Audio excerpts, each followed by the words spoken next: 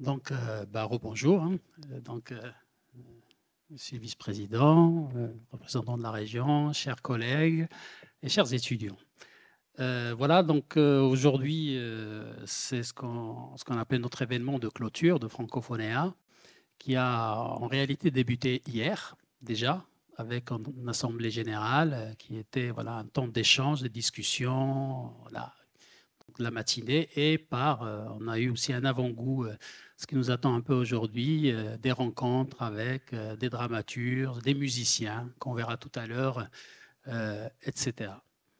Donc je vais essayer d'esquisser, c'est un grand mot de dire tout le bilan, parce qu'il y a énormément de choses, mais en tout cas les points importants pour vous donner une idée sur les actions qui ont été menées dans le cadre de ce beau projet qui est Francophonéa. Donc la loi numéro 2015-991 du 7 août 2015 portant nouvelle organisation territoriale de la République donne lieu à la création au 1er janvier 2016 de la région Nouvelle-Aquitaine, issue de la fusion des anciennes régions Aquitaine, Limousin, Poitou-Charentes. Les régions étant chef de file en la matière, cette configuration conduit la nouvelle région à la définition d'un schéma régional de l'enseignement supérieur, de la recherche et de l'innovation.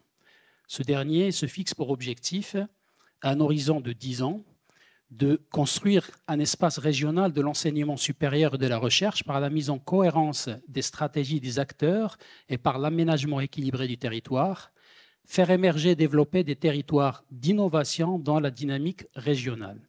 5 ambitions découlent de ces 2 objectifs, parmi lesquels le dessein de structurer en réseau des forces de recherche et d'enseignement supérieur associées pour répondre aux grands enjeux sociétaux, souhaitant ainsi favoriser le développement de synergies et de collaboration entre les différents sites universitaires issus des 3 anciennes régions.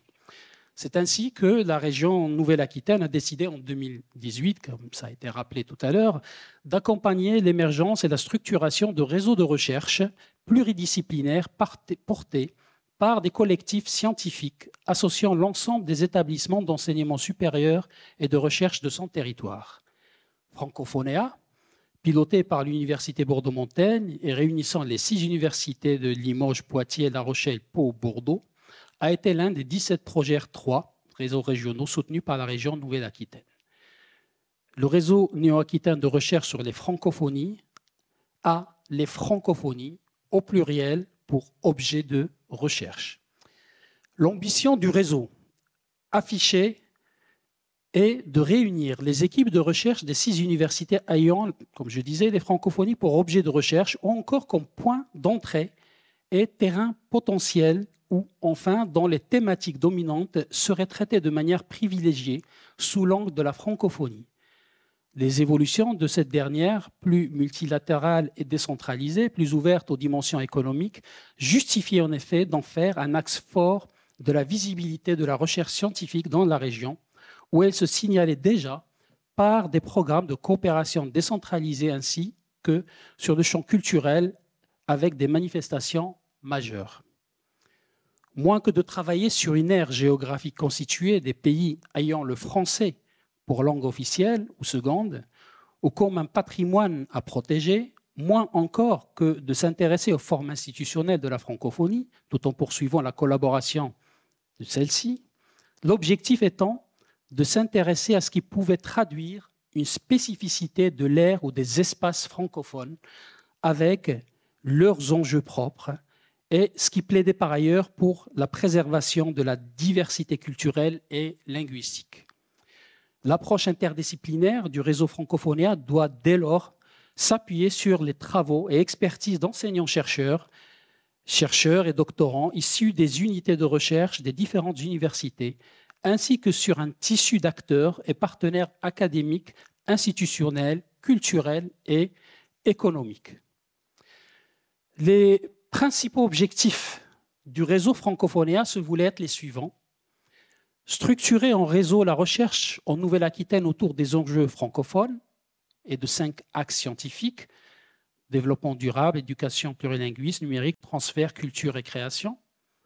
produire et diffuser des connaissances scientifiques autour des francophonies, créer des liens entre les acteurs néo-aquitains de recherche et des milieux socio-économiques à partir de projets émergents et étendre et renforcer ou à élaborer avec eux, favoriser l'émergence de la réalisation de projets de recherche pluridisciplinaires communs en lien avec l'objet francophonie, soutenir l'internationalisation de la recherche en Nouvelle-Aquitaine par des travaux sur les francophonies, concevoir, organiser ou contribuer à la réalisation de colloques, journées d'études ou autres manifestations scientifiques autour des francophonies, promouvoir les échanges avec les centres universitaires nationaux et étrangers travaillant sur des objets similaires et faciliter l'accueil et la circulation d'intellectuels, écrivains et chercheurs francophones en Nouvelle-Aquitaine, favoriser les réponses concrètes à des appels à projets dédiés aux thématiques précisées, et enfin entreprendre, coordonner, faciliter, évaluer des études de terrain pouvant contribuer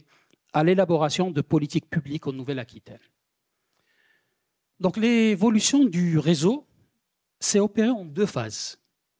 Une phase d'amorçage qui a démarré effectivement le 15 octobre 2019 et qui s'est étendue jusqu'au 15 septembre 2021, soit 23 mois au total au lieu des 18 mois initialement prévus après qu'une extension ait été demandée et accordée en conséquence de la pandémie du Covid-19 qui a contraint la mise en œuvre pendant plusieurs mois. Et puis, une phase de consolidation donc, qui dure jusqu'à aujourd'hui. Donc, concernant cette phase d'amorçage, pendant ces presque 2 années, le coordinateur scientifique et le chargé de projet, rattachés à l'Université Bordeaux-Montaigne, ont œuvré à la mise en place des éléments qui allaient constituer le socle du réseau. D'abord, la mise en place des modalités de gouvernance, avec un comité de pilotage actif composé des représentants des différentes universités et des enseignants-chercheurs des 6 universités informés et mobilisés. Le fonctionnement du réseau sera régi par 4 instances principales en contact permanent avec les instances publiques de la région Nouvelle-Aquitaine. Un comité opérationnel composé du coordonnateur scientifique, de chargé de projet et du gestionnaire financier. Ce comité assure le suivi et le pilotage du réseau ainsi que son évaluation.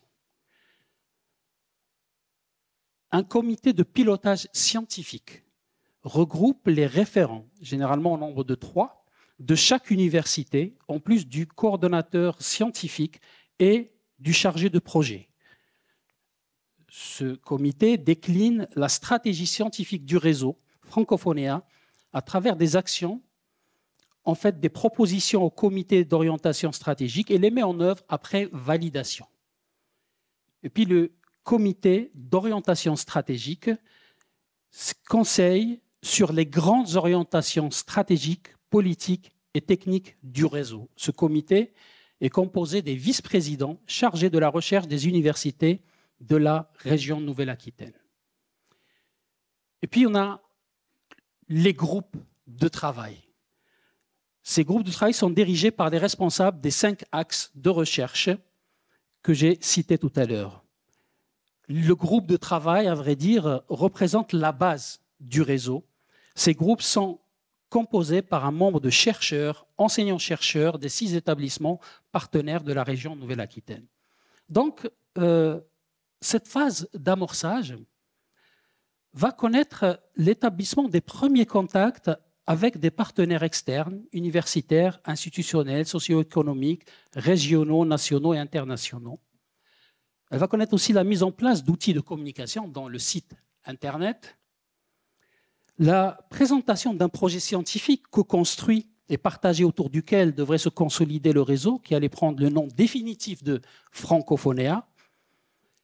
L'organisation donc a connu de réunions régulières du comité scientifique, du comité d'orientation stratégique sous le contrôle de la région. Et puis, il y a eu aussi la définition et la validation d'un protocole interne pour la gestion financière et l'éligibilité des actions des axes. Donc, comme je disais, l'organisation du réseau donc, prend forme pendant cette phase et donc les équipes de travail sont mises en place et les 5 axes de recherche sont bien installés et bien définis. Donc, ces travaux, comme je disais, organisés autour de 5 axes, relayant ou déclinant les défis sociétaux et les enjeux représentant des enjeux pour la collectivité. Ces axes et les objectifs qui sont directement liés sont le résultat d'une élaboration collégiale qui s'est matérialisée lors de la phase d'amorçage du projet, amenant les chercheurs à envisager les francophonies plus que la francophonie, afin d'une part de dépasser les dimensions institutionnelles et géographiques, de tenir compte d'autre part de la pluralité des espaces francophones, de leur complexité également, afin de faire place enfin à la prise en compte d'espaces francophones territoriaux, mais aussi linguistiques, culturels, humains ou bien encore scientifiques, qui contribuent à la francophonie sans apparaître pourtant toujours comme tels quand on parle d'un point de vue institutionnel. Donc ces 5 axes sont, peu de détails, axe francophonie et transfert, qui portent sur l'étude de la réception des concepts, méthodes, instruments et dispositifs forgés à partir de la langue française et intégrés aux sociétés francophones ou francophiles dans les domaines linguistiques, juridiques, politiques, urbanistiques, architectural, social, éducatif et de la santé. L'axe francophonie créative et culturelle, il s'intéresse à l'analyse de la création et de la diffusion des industries créatives, spectacles vivants, arts plastiques et contemporains, musique, actuelle, littérature, cinéma, théâtre, pour lesquels la francophonie constitue un espace de diffusion de dimension mondiale. Nous avons l'axe francophonie numérique qui explore le cyberespace francophone, les avancées technologiques et les défis sociétaux posés par le numérique, ainsi que l'expérimentation d'innovations numériques à grande échelle. Quatrième axe, c'est la francophonie et le développement durable. Cet axe vise la valorisation des innovations et expertises relatives au développement durable, prenant notamment en compte la dimension culturelle et posant les bases d'une croissance inclusive. Et puis enfin, l'axe éducation et plurilinguisme, qui examine les effets de la diversité linguistique et sociolinguistique dans les espaces francophones pour mieux comprendre les processus d'acquisition du langage et les hybridations linguistiques. Donc après, on a la phase de consolidation. Cette phase, elle dure de novembre 2021 jusqu'à aujourd'hui. Et donc c'est pendant cette phase qui va connaître le lancement officiel du réseau le 29 juin 2022 à l'hôtel donc de la région. Alors, cette phase va connaître au niveau de la gouvernance plusieurs changements. L'arrivée d'un nouveau coordonnateur scientifique, Giovanni Agresti, d'une nouvelle chargée de mission, Oumou Salam, DEM. Et puis, en 2024, on va avoir le départ donc, de la chargée de mission ainsi que du coordonnateur, donc Giovanni Agresti, en avril 2024, qui a eu le poste de directeur régional de l'AUF Maghreb. Donc avril 2024, date à laquelle j'ai été chargé donc, de la coordination scientifique du réseau. J'ai été rejoint quelques mois, au mois de mai, par la nouvelle chargée de projet, Sophie Sakem, qui à son tour nous a quittés en 2025 et a été remplacée par Baptiste Coué, qui nous accompagne jusqu'au bout. Je signale aussi, toujours en parlant de la gouvernance, le départ aussi de Alain Kinyandou, qui dirigeait l'axe numérique et qui dirige actuellement l'AUF Afrique centrale et Grands Lacs et qui a été remplacé par Vincent Liquette. Et aussi le départ en 2024 de 2 responsables de l'axe culture, Charles Briand de La Rochelle et Hélène Laplace-Clavry de Pau, qui ont été remplacés par Ariane Lemoine de Poitiers, Caroline Casville, Bordeaux-Montaigne. Et puis, on a eu aussi le départ de Farid Boumedienne, responsable de l'axe développement durable, qui a été remplacé par Aurélien Mercier et Elisabeth Hoffmann. Donc, je reviendrai à la fin sur aussi les conséquences de ces changements dans la gouvernance. Cette phase de consolidation va connaître aussi les 3 assemblées générales. Chaque année, on a une assemblée générale donc, qui ont eu lieu respectivement le 8 et 9 décembre 2022 à Pessac, le 8-9 janvier 2023 à Limoges, et puis le 3 et 4 décembre 2024 à Poitiers. Donc, les premières actions, manifestations, sont lancées à partir de 2022. Ces actions se déploient selon plusieurs modalités. Donc, je vais essayer de lister, alors je ne vais pas être exhaustif, je vais tout lister, mais je vais lister les modalités de ces actions et quelques exemples. Donc, je vais commencer par ce qu'on peut appeler action intra-axe. Alors, comme vous avez compris, donc, il y a 5 axes, et puis il y a des actions qui sont menées dans chaque axe. On a des séminaires qui ont été donc organisés dans ces axes-là. Je donne comme exemple, le 8 juin 2023, il y a des séminaires thématiques comme celui de réalité approche dans la lutte contre le harcèlement et la violence au travail dans les pays francophones, qui a connu donc une présence d'une trentaine d'enseignants-chercheurs et qui a été organisé par Elisabeth Hoffmann à l'Université Bordeaux-Montaigne dans le cadre de l'axe développement durable. On a aussi des conférences qui ont été organisées, donc des conférences soit données par les membres de Francophonéa ou soit données par des invités donc d'acteurs culturels francophones. Je peux citer à titre d'exemple 2023 par exemple, il y a une conférence grand public à l'Institut français de Maurice sous le titre Existe-t-il une spécificité de la francophonie dans le développement durable, qui était donnée par Farid Boumedienne dans le cadre de l'axe développement durable. Et puis, on a eu aussi des conférences dans le cadre des rencontres francophonéas qu'on a organisées. Notamment, on a eu une rencontre avec le penseur marocain Ali Ben Makhlouf, qui a présenté son dernier ouvrage, Montaigne décoloniale, avec la collaboration du Centre Montaigne et de l'équipe Modernité de Bordeaux-Montaigne en février 2025. L'autre type d'activité organisée par les axes, ce sont les ateliers ou les workshops. Donc, ces ateliers ont pris plusieurs formes.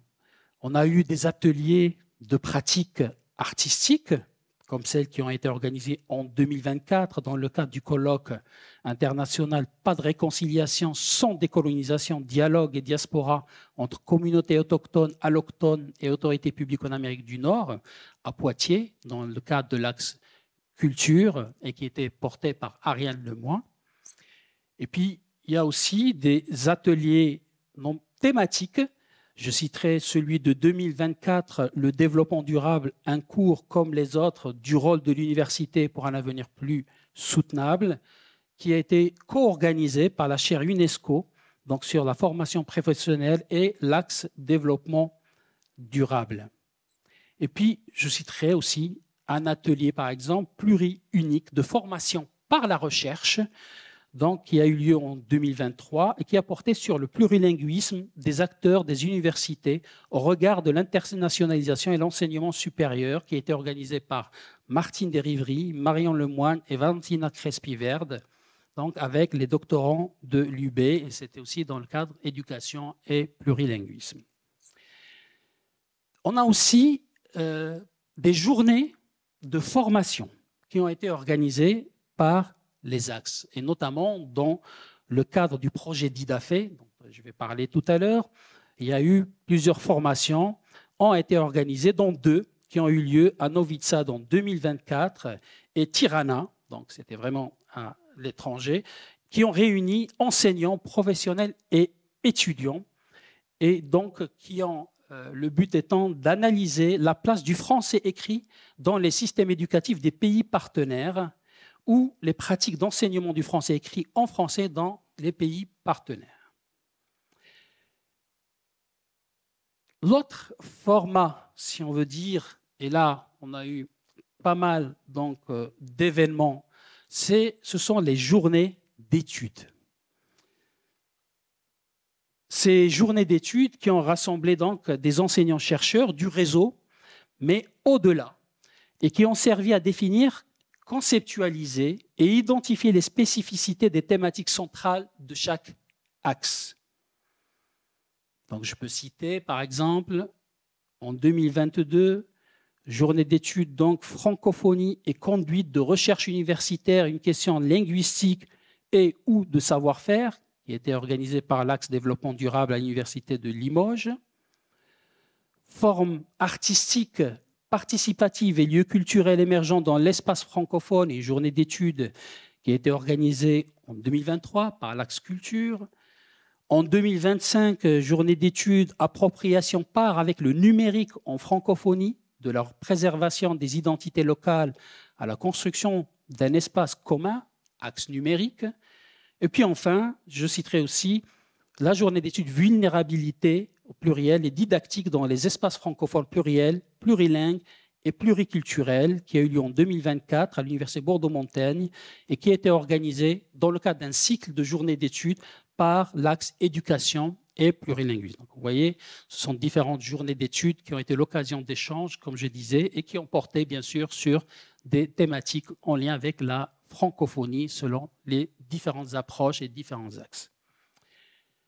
Donc je passe au colloque, bien sûr, voilà, un événement important, qui ont été organisés dans la région Nouvelle-Aquitaine et à l'international. Les colloques, comme vous savez, scientifiques jouent un rôle essentiel dans l'avancement de la recherche et le développement des connaissances. Ils constituent des espaces privilégiés d'échange où chercheurs, experts et praticiens se rencontrent pour partager leurs travaux, confronter leurs idées et débattre des enjeux actuels de leur discipline. Ces rencontres favorisent la collaboration interdisciplinaire et permettent de créer des réseaux internationaux durables. Au-delà de la diffusion des résultats de recherche, les colloques stimulent l'innovation en créant des synergies entre différents domaines et en identifiant de nouvelles pistes de recherche. Ils contribuent ainsi à faire progresser la science tout en renforçant le dialogue entre le monde académique et la société. Donc il y a plus d'une dizaine de colloques internationaux qui ont été organisés par les différents axes. En France, par exemple, je peux citer le colloque « L'artiste face aux défis des différences dans l'espace francophone », un colloque qui s'est tenu en décembre 2023 à Biarritz, en collaboration avec le Théâtre du Versant. Et donc, je vais en parler. On a sorti, donc vient de paraître, les actes du colloque, donc de ce colloque qui s'est tenu à Biarritz. Parmi les colloques aussi importants qui ont été organisés, je parlais du colloque international IDIALIC, qui a été organisé en novembre 2024, intitulé « Vers un curriculum plurilingue, favoriser la communication pluriculturelle à l'ère numérique ». Et c'était un colloque vraiment qui a réuni donc, beaucoup de monde, et c'est un colloque aussi auquel ont participé des membres de différents axes de Francophonia, et on a tenu même une table ronde Francophonia au sein de cet événement. Il y a aussi donc, ce sont des colloques qui ont été organisés, voilà, quelques exemples de colloques qui ont été organisés en France. En ce qui concerne à l'international, les colloques qui ont été organisés donc, à l'étranger, je peux citer le colloque international. Alors ça, c'était un des colloques très importants, donc organisé par notre collègue Kamala Marius, présente avec nous, qui a été organisé en Inde et qui s'intitule « La francophonie en Inde, enseignement, apprentissage, multilinguisme, représentation et diaspora ». Donc c'est un colloque qui a été organisé donc, à l'université de Pondichéry et bien sûr qui a été porté, donc organisé dans le cadre de l'axe éducation et plurilinguisme. On a aussi, dans cette dimension internationale, il y a un colloque, alors là c'est un futur colloque, c'est avec lequel on va terminer peut-être donc, notre programme, qui s'intitule « Les francophonies arabes, identité, échange et perspectives ». C'est un colloque international qui est organisé en partenariat avec l'Université Senghor en Alexandrie, avec l'Université des lettres et des sciences humaines d'Alexandrie, l'AUF Moyen-Orient, l'AUF Maghreb, l'Institut français. Et donc, ce colloque s'inscrit dans une dynamique d'ouverture vers les cultures et les langues partenaires du français. Et donc, il y a aussi un troisième colloque dont je parlerai tout à l'heure, qui a aussi été tenu à Bucarest et dans le cadre de l'axe transfert. Maintenant, j'aimerais très vite aussi parler des les actions interaxes. Voilà, parce que pour le moment, j'ai parlé de manifestations qui étaient organisées au sein de chaque axe, des fois avec interaxe. Mais il y a eu des événements qui ont rassemblé plusieurs axes du réseau. Alors, il y a bien sûr les journées d'études. Je peux citer une journée d'études interaxe qui a eu lieu à la Maison des sciences de l'homme de Bordeaux en 2023. Francophonie et le développement durable, réflexion sur les transferts de valeurs francophones. Une autre journée d'études, langue familiale et littératie scolaire, apport et inégalité d'accès, qui a été organisée en novembre 2023 à Arcachon, donc par le projet Écricole et le réseau Francophonéa, bien sûr sous la direction de Maurice Nouézé, qui est responsable de l'axe transfert. Et puis je citerai aussi le colloque international franco-roumain qui a eu lieu à Bucarest, transfert et francophonie, enjeux, processus et défis dans les sciences humaines et sociales et bien sûr au-delà. Donc voilà un colloque international qui était organisé à Bucarest et qui a réuni différents membres de Francophonéa. Et vous allez voir, je vais parler à la fin de cet axe transfert qui a déjà réussi à réunir donc pas mal de chercheurs dans notre réseau.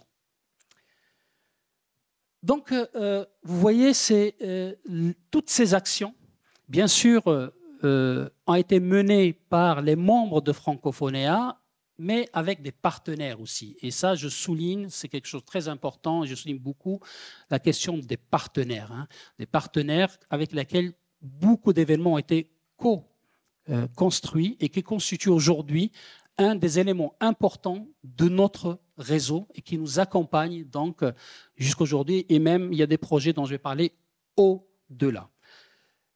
Il y a aussi, je commencerai aussi par d'abord l'implantation aussi territoriale qui est importante. C'est-à-dire que l'ancrage territorial de plusieurs initiatives et actions menées au sein du réseau repose sur une approche collaborative qui mobilise les acteurs locaux, universités, collectivités territoriales, associations culturelles et institutions éducatives.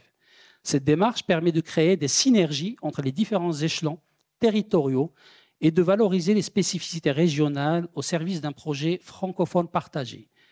Les actions menées en Nouvelle-Aquitaine s'inscrivent dans une logique de proximité, rendant la francophonie accessible et vivante pour les citoyens. Elle favorise les échanges interculturels, renforce les liens avec les territoires francophones du monde entier et contribue au développement d'une identité francophone régionale ouverte sur l'international. Donc, je ne citerai pas, là je crois la liste est longue.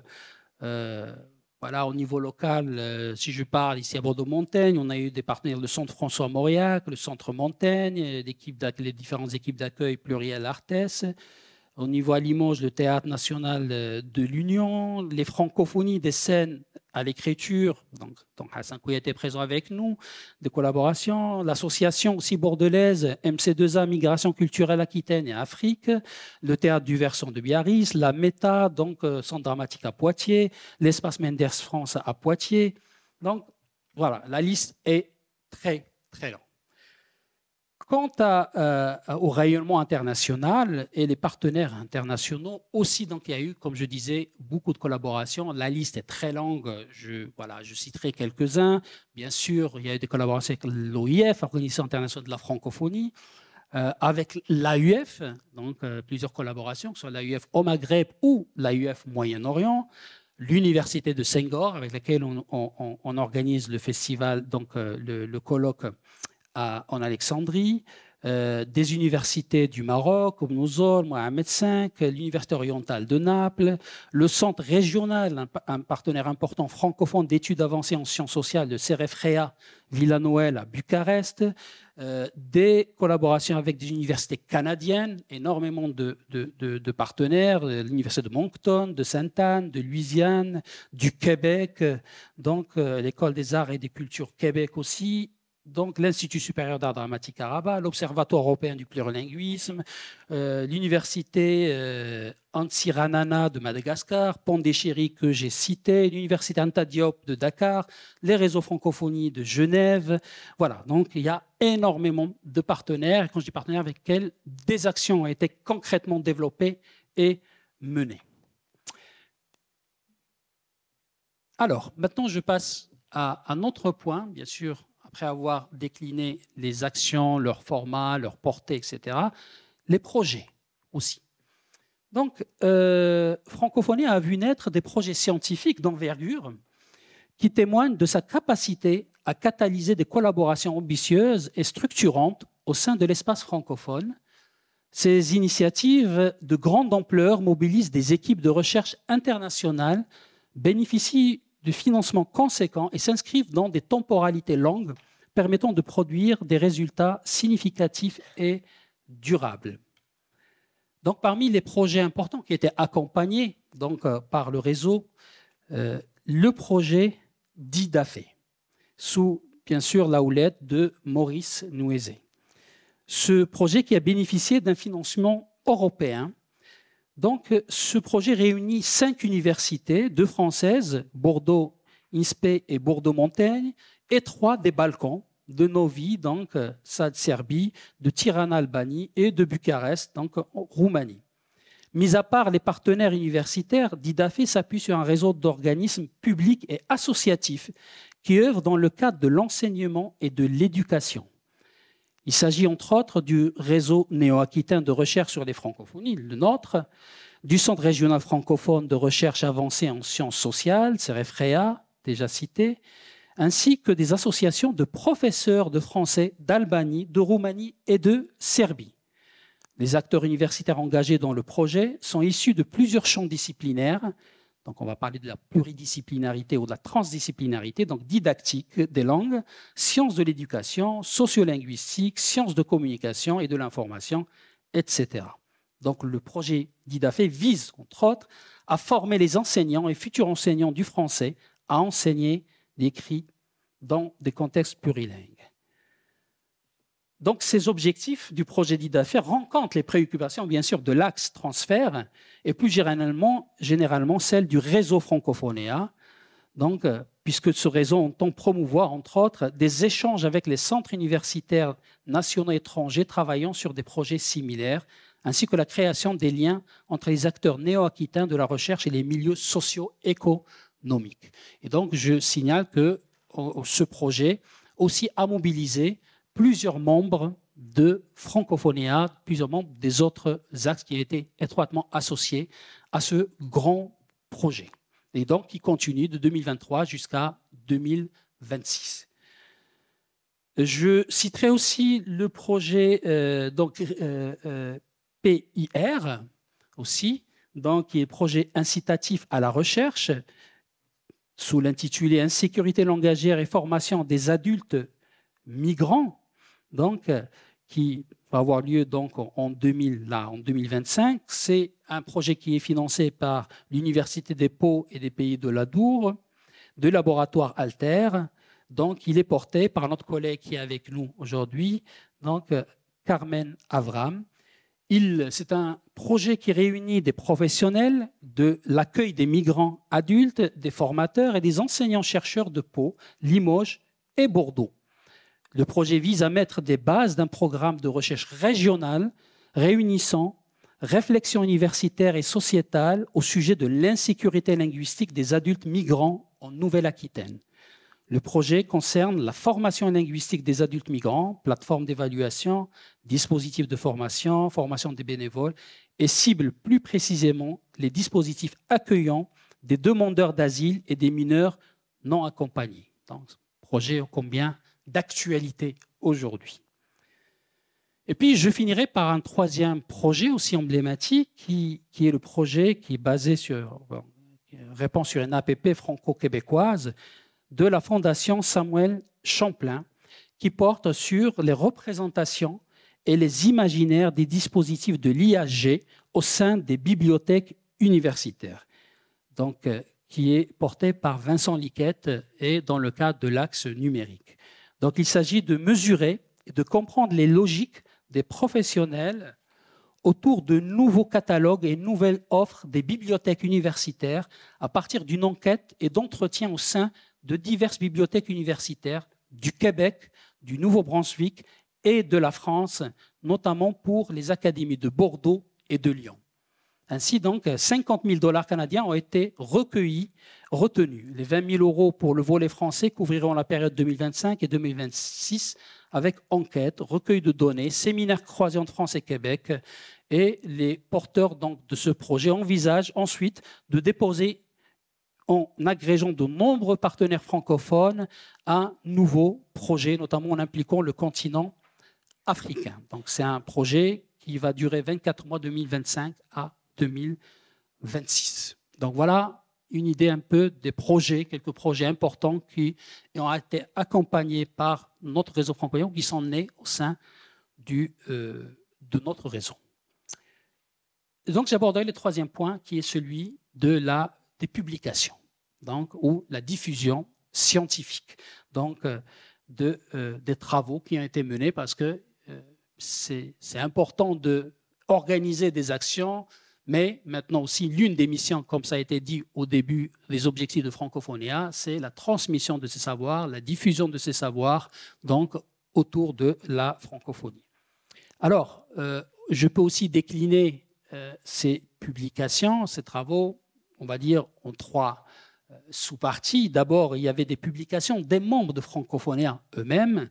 Donc, les membres Francophonia ont énormément produit et à chaque fois, donc, on leur demandait de signaler qu'ils venaient du réseau Francophonia pour donner une visibilité à ces travaux, donc que ce soit sous forme d'articles ou de coordination de numéros aussi thématiques importants. Je citerai par exemple un numéro qui a été coordonné par Maurice et Giovanni Agresti, un numéro thématique de la revue Repères d'Orif qui a porté sur les langues familiales et entrée dans la littératie universitaire. Donc on a eu pas mal d'exemples de ce type. Deuxième type de publication, je dirais, ce sont les publications qui ont été soutenues par le réseau francophonéen. Bien sûr, voilà, c'est une sorte d'ouverture, même quand la proposition ne vient pas des membres, je vais dire, du Conseil de Francophonia, mais des membres qui participent aux actions de Francophonia. Ainsi, par exemple, on a accompagné aussi un projet qui est les épistémologies africaines et afro-diasporiques, qui est porté par notre collègue Soraya da Silva, et qui aujourd'hui, donc, il y a un ouvrage qui est en cours d'impression et que Francophonia aussi accompagne. Donc voilà. On peut citer aussi un autre ouvrage qui a été porté par notre collègue de Pau, donc qui s'intitule Onésime Reclus et l'idée de francophonie, donc qui est sous la direction de Vincent Berdoulaye et qui est apparu déjà en 2025 en ligne dans le PUPA, donc les presses universitaires de Pau. Et puis je peux citer aussi le volume Vulnérabilité didactique dans les espaces francophones, donc qui va paraître à l'Harmattan donc en cours 2000 prochainement. Voilà.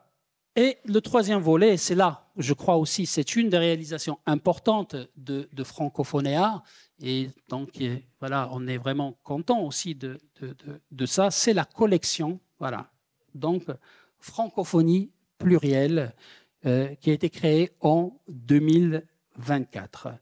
Donc, la création de la collection Francophonie plurielle par Francophonia constitue une avancée majeure dans la diffusion et la valorisation des travaux de recherche menés au sein de l'espace francophone. Cette initiative éditoriale répond à un double enjeu: offrir une visibilité internationale aux chercheurs travaillant sur les francophonies et constituer un corpus de référence pour les études francophones contemporaines.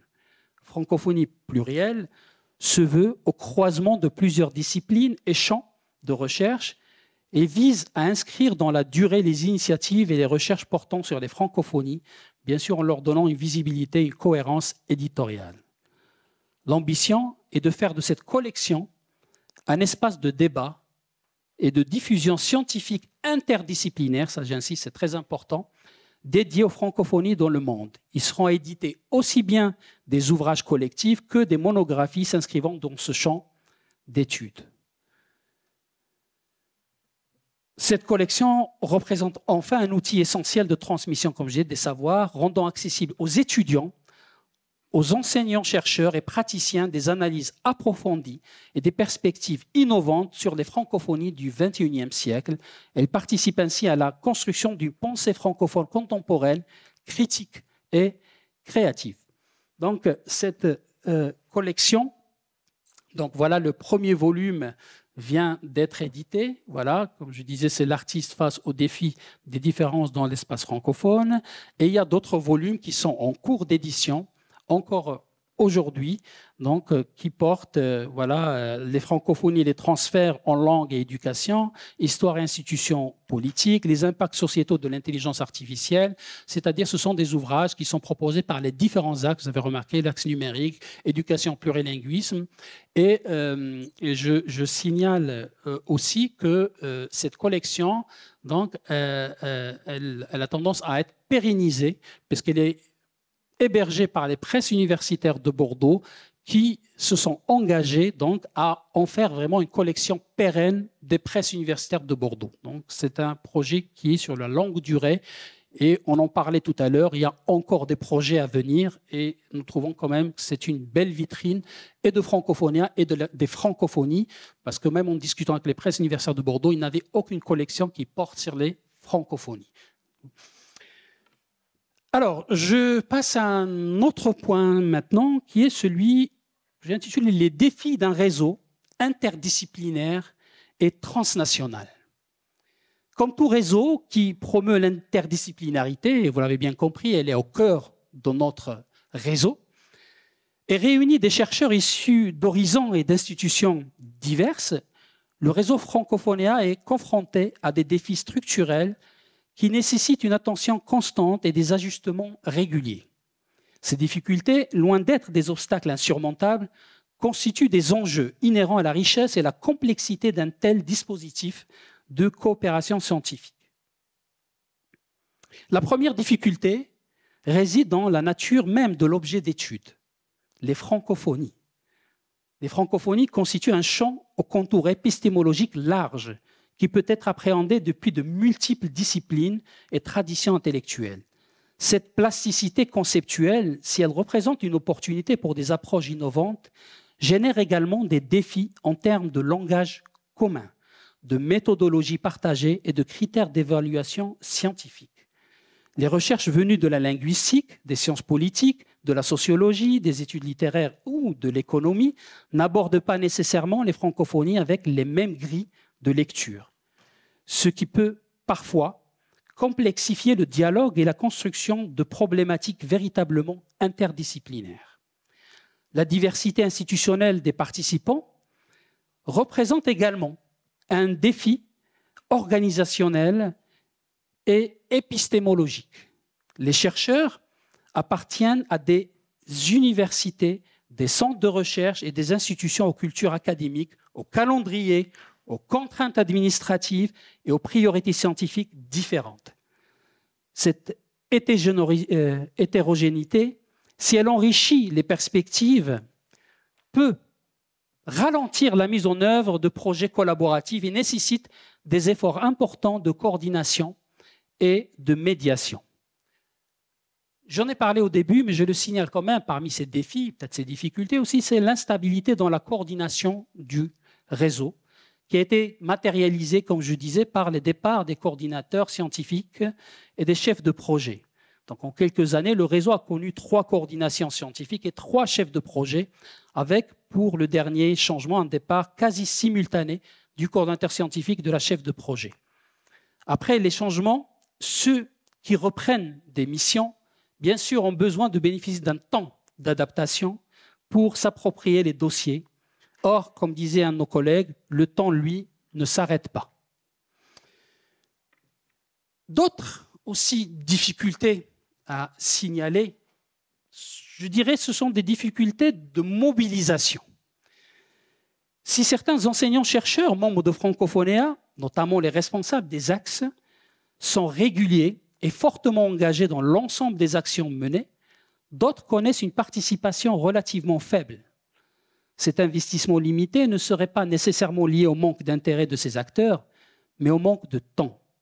Face à des agendas extrêmement chargés, entre cours, activités de recherche dans les laboratoires de rattachement, responsabilités collectives et diverses sollicitations, ces enseignants-chercheurs sont contraints de prioriser leur engagement.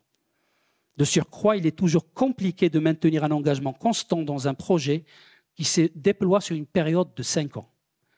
Le déploiement d'un programme de recherche sur un moyen terme, les aléas de la vie académique et les contraintes organisationnelles respectives sont donc autant d'éléments explicatifs de l'implication très différentielle ou limitée de certains membres entre le début de la recherche et son terme.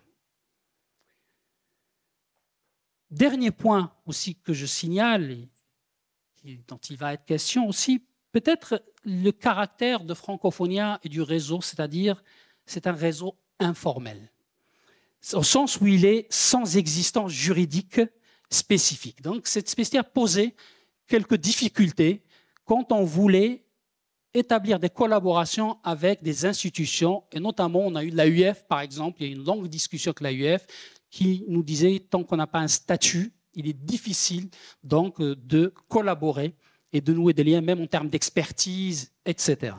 Donc, n'ayant pas d'existence juridique, le réseau ne peut pas être porteur, voire partenaire à part entière de plusieurs projets de recherche, nationaux et internationaux, ni répondre escalité aux différents appels à projets. Cette absence de statut pousse des chercheurs membres du réseau à développer des projets, comme vous l'avez vu, à partir de leur laboratoire. Alors là, je me rappelle en lisant le bilan, par exemple, d'IDAFE, Francophonie n'a pas pu être dans le consortium. Elle a accompagné, mais parce qu'elle n'a pas de statut juridique. À partir de leur laboratoire et de leur université de rattachement. Donc, Francophonie ne bénéficiant que du statut de partenaire associé, ne permettant pas de financer ses activités.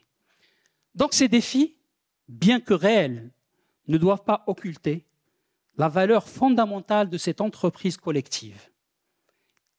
Ils appellent plutôt à développer des stratégies adaptées, à investir dans des moments de rencontre favorisant l'interconnaissance, créer des outils de travail collaboratifs efficaces, établir des protocoles souples mais structurants et reconnaître la légitimité scientifique des démarches interdisciplinaires et transnationales dans les systèmes d'évaluation académique. Je disais donc ces défis ne saurait occulter les atouts majeurs qui font la force de réseau. Donc, je vais parler maintenant, bien sûr, des atouts et des points forts de notre réseau.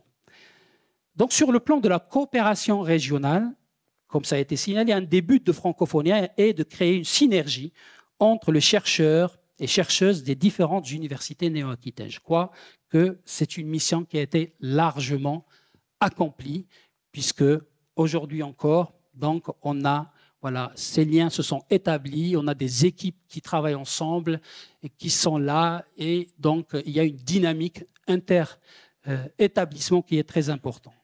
Donc le réseau a pu être vécu, peut être pensé donc comme un dispositif d'opportunité permettant de générer de nouvelles collaborations interuniversitaires à l'échelle donc de la région Nouvelle-Aquitaine et au-delà. Il y a eu des rencontres régulières de chercheurs qui ne seraient jamais rencontrés sans ce projet. C'est une phrase qui m'a été dite à plusieurs reprises par les membres de Francophonia.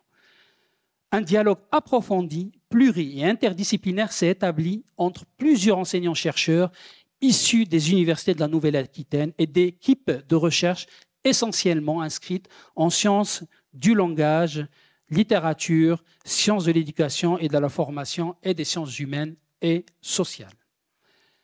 Cela aussi a eu lieu grâce à l'animation des axes par des enseignants-chercheurs issus des 4 universités qui, à leur tour, mobilisent d'autres enseignants-chercheurs de leur université. Comme dit au début, chaque axe, il y a donc des directeurs des 3 ou 4 universités néo-aquitaines. Et donc, ça favorisait cette interaction et ce travail en commun. Donc, tout cela a élaboré un réseau, je dirais, à double maillage, c'est-à-dire une synergie interinstitutionnelle et scientifique entre les établissements. Le projet qui a permis d'asseoir cette démarche donne également une visibilité à la francophonie comme objet d'étude au niveau régional, avec une manière de revisiter celle-ci, francophonie, pluriel, espace francophone, etc. Et donc, je disais encore une fois, donc, la collection va donc servir de relais pour mettre en lumière donc, ces interactions et ce travail collectif. D'ailleurs, les premiers ouvrages qui vont être publiés sont des ouvrages collectifs. Donc, si le réseau s'expanse en une gravitation, voilà, je reviens parce que c'est important, pluridisciplinaire, dans le champ des sciences humaines et des sociales et des sciences juridiques, afin d'appréhender l'objet complexe des francophonies. Les axes ont été des moyens de développer un programme de recherche commun, en dépassant progressivement des sujets-objets de recherche de chaque chercheur par un accompagnement fin vers un cheminement collectif. Ce dialogue interaxe, j'ai déjà signalé, a permis de faire aboutir des points de rencontre et de convergence. Ce qui a permis également de faire place à des chercheurs et des disciplines au-delà des langues et de la littérature, en n'enfermant pas les francophonies dans les corpus littéraires, certes légitimes, mais qui ne sont pas exclusifs. Au-delà du travail par axe, le dialogue interaxe a ouvert la voie à des rapprochements permettant aujourd'hui d'envisager une reconfiguration du réseau. Sur le plan thématique des objets étudiés, le réseau est allé au-delà de la langue française et des pays francophones, en mobilisant aussi d'autres éléments reliés à la langue, culture, valeurs, rapport au monde et aux autres. Les francophonies périphériques et francophonies plurielles ont été abordées et mobilisées. Les espaces francophones et francophiles, comme les territoires plurilingues notamment. Ça, c'est quand même quelque chose, je crois, qui caractérise notre réseau, cette ouverture sur les espaces francophones, mais au-delà donc de ces espaces. On a parlé de la Roumanie, on a parlé de l'Inde, de l'Égypte, etc. Ces travaux soulèvent des réflexions en lien avec les enjeux sociétaux et économiques. Analyse approfondie des questions de transfert, réflexion sur les vulnérabilités en miroir et la possibilité de poursuivre des corpus de formation avec les acteurs de terrain de la Nouvelle-Aquitaine et des universités en lien avec les publics concernés, apport de la communauté de pratique sur les DD par exemple. Des thématiques donc fortes aussi ont émergé dans différents axes. Je citerai la question des vulnérabilités qui est apparue dans l'acte éducation et plurilinguisme, la question de la recherche-création qui est apparue avec force aussi dans l'axe culture, et on va le voir tout à l'heure, puisque les artistes qui sont invités, c'est dans ce cadre de collaboration, j'en dirai deux mots tout à l'heure pour le choix des tables rondes et des participants à ces activités. Et enfin, je disais sur le rayonnement européen international, Francophonie a montré sa capacité à mobiliser à l'international sur certaines thématiques et à esquisser une logique de réseau des réseaux qui pourrait être renforcée et encore approfondie. L'ouverture, le dialogue avec des collègues d'ailleurs a permis de développer de nouvelles grilles de lecture sur les francophonies, portées y compris par les acteurs de la francophonie de pays non exclusivement francophones ou francophiles. Je citais l'Inde, mais je peux citer aussi le Vietnam, donc, etc. Puis, je finirai par donc, le dernier point, et je suis désolé d'avoir été long, donc, sur les perspectives et l'avenir de Francophonia, qui a fait l'objet hier de longues discussions entre les membres du comité scientifique. Alors, sur le plan thématique, l'axe transfert, dont vous avez entendu, qui a été cité à plusieurs reprises, dans l'axe transfert, dans les espaces francophones pluriels, peut être porteur d'une dynamique recherche-formation-terrain. Cet axe a enclenché une dynamique intégratrice des travaux menés dans l'ensemble des autres axes de recherche du réseau francophonéen, en raison de la très forte complémentarité des problématiques relatives au phénomène des transferts. De ce point de vue, il s'avère de plus en plus que dans une perspective de pérennisation, cet axe transfert pourrait constituer la colonne vertébrale d'un espace permettant de réfléchir aux enjeux francophones dans une perspective de globalisation des connaissances, des échanges, des langues, des systèmes politiques et des normes. La force de cet axe est d'avoir aussi permis la mobilisation de différents acteurs académiques, sociétés civiles, étudiants, organisations internationales, organismes scientifiques et d'expertise autour des questions francophones, au-delà des synergies simplement académiques. La construction de ces synergies est l'un des acquis de l'axe et certainement l'une des plus-values. L'autre enjeu est maintenant de les faire vivre et de les maintenir pour la suite dans la perspective du développement du réseau francophonéen. Cet enjeu repose certainement la question du positionnement de cet axe pour stabiliser et faire fructifier un réseau des réseaux. Je finirai par dire que cet axe transfert pourrait ainsi fédérer les actions d'autres axes pour approfondir les démarches de transversalité et d'interdisciplinarité. Il conviendrait alors certainement de redéfinir, bien sûr, les périmètres de l'axe et pour déterminer son positionnement stratégique et permettre un portage efficient d'un futur espace institutionnalisé d'échange sur les enjeux francophones. Donc, voilà, on se dirige vers cette point de vue thématique et d'objet d'étude qui rassemble donc les différents axes. Maintenant, sur le plan juridique et structurel, donc je ne finis pas ce point, la transformation du réseau en une entité pérenne de recherche afin de répondre aux problématiques développées par le réseau et par la possibilité de répondre collectivement à des AAP d'envergure, Horizon Europe, Erasmus+, ERC. Voilà, donc, il faut donc une entité, il faut trouver un cadre juridique, une entité donc, qui peut garantir donc, la suite et donner un statut à travers lequel le réseau peut nouer des liens et peut s'investir dans d'autres missions, d'autres collaborations et pour qu'il ait donc plus de visibilité. Donc il s'agirait, avec une entité juridique, de pouvoir développer des partenariats avec notamment l'AUF, Campus France International, AEFE, l'agence Erasmus France et les partenaires internationaux, avec notamment les alliances universitaires européennes du consortium et l'ensemble des UF de ce même consortium en lien avec les francophonies plurielles, afin de poursuivre le développement des activités du réseau et de l'axe avec des chercheurs et réseaux internationaux. Transformer Francophonie en une structure permettant une meilleure valorisation des activités de recherche et des chercheurs qui sont engagés. Donc, comme on disait hier, il y a un capital quand même, quand on arrive au terme de Francophonia, il y a un capital humain dont j'ai parlé qui est là. Il y a des collaborations effectives, réelles, il y a un socle solide qui est là.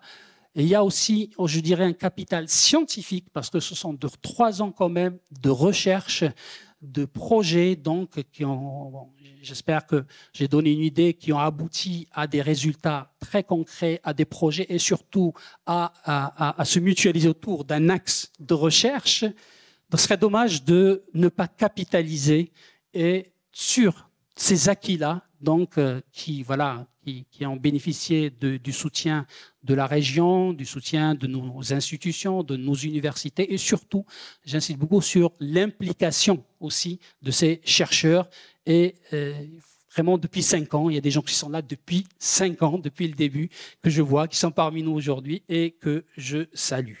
Donc ce sont, alors je finis par dire quelques-unes des idées discutées et évoquées au sein du réseau pour une pérennisation de son action et pour donner une continuité, une meilleure visibilité aux différentes actions initiées en son sein. Des propositions plus concrètes et plus détaillées seront proposées dans le document final qui va être présenté à la région, donc, et sur lequel on est en train de travailler en ce moment même. Et donc, j'espère, et voilà, comme je disais, que donc il y aura un post-Francophonéa parce qu'on a besoin aujourd'hui donc de l'apport des sciences humaines et sociales, de cette nuance dans un monde de plus en plus binaire. Donc, merci.